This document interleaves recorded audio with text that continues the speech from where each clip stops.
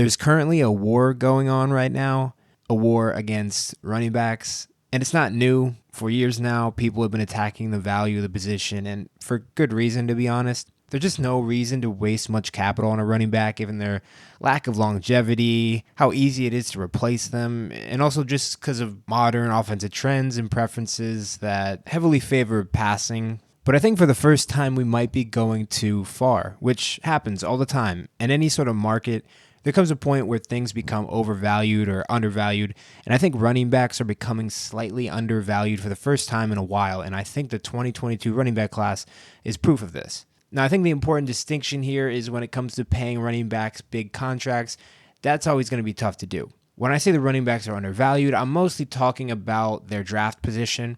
There's been plenty of debate about where running backs should get drafted, and analytic companies like PFF don't think it should ever happen, but I don't necessarily agree with this. In the 2022 draft, there were no running backs drafted in the first round. Yet, we've already seen at least 3 running backs that look like future stars, and they've already had an immediate impact on their teams. So clearly there are certain situations where running backs should get drafted higher in the first round. But in this situation, it just didn't happen. The first running back selected was Breece Hall, and he was drafted by the Jets at the top of the second round, followed by Kenneth Walker a few picks later, and then a wave of running backs were selected in the third and fourth rounds and so on, which is honestly completely normal at this point. There doesn't always have to be a running back selected in the first round.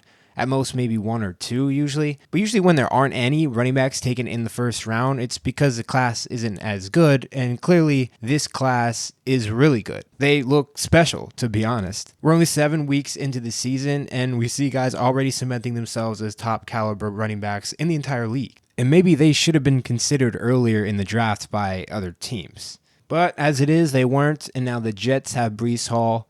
And let me just say that he already looks like one of the better running backs in football, and goddamn, it sucks to see him go down for the year. I'll be transparent, I'm a Miami Dolphins fan, so Jet success brings me tons of pain and misery. I hate to see the Jets succeed, but I hate even more seeing players get hurt. It's literally the worst thing. So I always root for guys to get healthy as soon as possible. I root for guys to stay healthy as often as possible, and especially young, talented players like Breece Hall, who's just so fun to watch. He was literally carrying that Jets offense, like literally carrying them. Since Zach Wilson returned, the Jets have dropped to one of the worst passing offenses in the league, yet they've still won 4 games in a row because Breece Hall and their defense have been remarkable. Breece is in the top 10 in rushing in the entire league, and this is even with the Jets easing him in and not even letting him have double-digit carries until week 4. But Breece is so good, they had to just start feeding him the ball. He's so fast and dynamic, and he's shown he's a threat in the passing game too.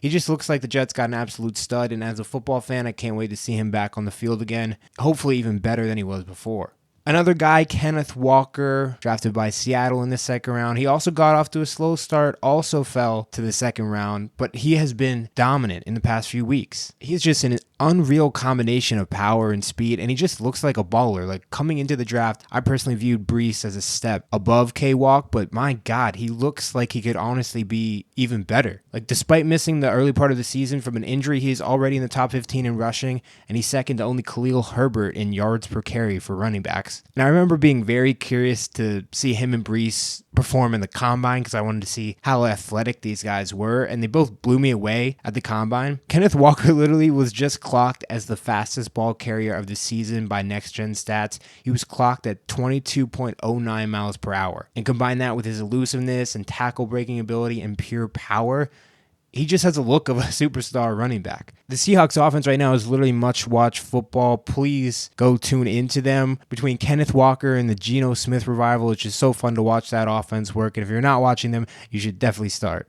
And then I definitely want to talk about easily the running back steal of the draft and Damian Pierce, who dropped all the way to the 4th round, and the Houston Texans swiped him up. And there was definitely a wave of Pierce stands, I remember, pre-draft. And I actually think PFF, of all people, were leading the charge in that, so congrats on the rare W for PFF. But since Pierce didn't get a ton of carries at Florida, he was overlooked a bit, and it turns out it was a mistake because he's playing like a franchise running back right out of the gate. And you could tell already in preseason that he was going to be the guy, and I actually scooped him up in a bunch of my fantasy leagues, and thank God he did. He's saving my team big time from some mediocre drafting by myself. But I really love how dominant he's been in all facets of the game. He's one of the league leaders in broken tackles. He's put in big numbers behind an offensive line that really isn't that good, and he's the main catalyst to the offense that probably would be drowning without him. I love watching him play. It's impressive how well he's done. I think he's just going to keep getting better and better each week. Now, Pierce would be the argument against drafting a running back high, but guys like Breece and Kenneth Walker were more obvious studs that honestly should have been taken earlier in the draft. And since the 2023 running back class looks even better than this one, I'm really interested to see if teams decide to take a risk on a running back